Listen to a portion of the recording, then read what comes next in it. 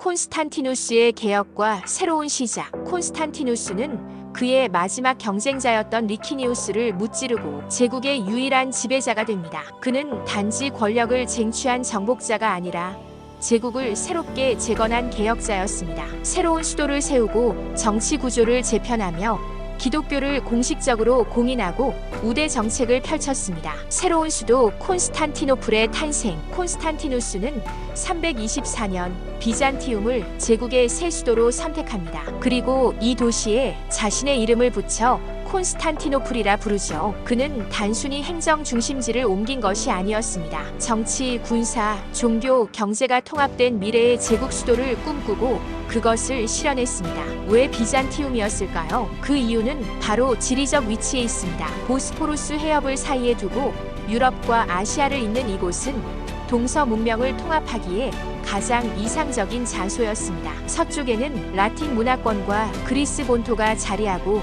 동쪽에는 소아시아 전역과 페르시아 제국이 가까이 있었으며 비잔티움은 이 모든 문명의 경계이자 연결 지점이었습니다. 특히 동방의 강국인 페르시아를 가까이서 견제하고 감시할 수 있는 군사적 요충지라는 점에서 제국을 재건할 새로운 수도로서 비잔티움은 더없이 이상적인 선택이었습니다. 이 모든 문명의 교차점에서 제국을 다시 시작하기에 비잔티움은 최적의 장소였습니다. 디오클레티아누스를 거부하다. 이 결정의 배경에는 콘스탄티누스의 정치 철학이 자리 잡고 있었습니다. 그는 전임자 디오클레티아누스의 동방식 권위주의, 즉 황제를 신격화하고 화려하게 치장하던 문화를 거부했습니다. 대신 그는 기독교적 겸손과 절제를 강조했죠. 그가 추구한 것은 사두정 같은 분열이 아닌 하나의 통합된 제국이었습니다. 그리고 콘스탄티노플은 그런 새로운 로마를 상징하는 공간이 되었습니다. 비잔티움,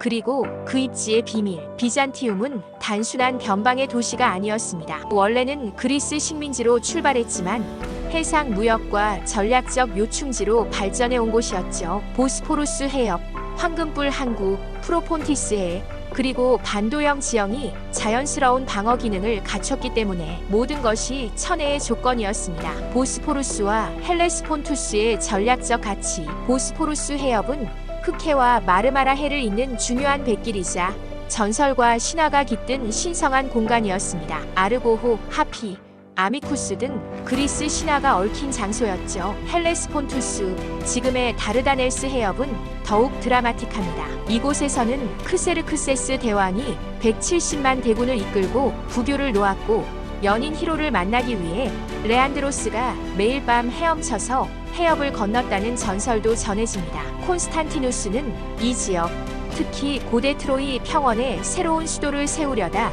결국 비잔티움으로 결심하게 되죠. 콘스탄티노플의 지리적 경제적 장점. 콘스탄티노플은 단순한 수도가 아닙니다. 북위 41도에 위치하며 유럽과 아시아 양쪽 해안을 동시에 조망할 수 있습니다. 기후는 온화하고 건강에 좋으며 농업과 어업이 모두 발달한 지역입니다. 해안은 안전하고 대륙에서 접근하는 길은 좁기 때문에 방어에도 유리합니다. 무엇보다 중요한 건 보급과 무역입니다. 트라키아와 비티니아에서는 곡물과 포도 등 식량이 풍부하고 프로폰티스 연안은 생선 자원이 풍부하며 보스포루스와 헬레스폰투스를 통해 이집트의 곡물, 인도의 향료, 북쪽의 천연 자원이 쏟아져 들어왔습니다. 이런 조건이 모여 콘스탄티노플은 수세기 동안 동서양을 연결하는 중심지로 성장할 수 있었던 것입니다. 콘스탄티누스는 단지 도시를 옮긴 것이 아닙니다. 그는 새로운 질서와 정신, 그리고 미래를 담은 제국의 심장을 만든 것이었습니다.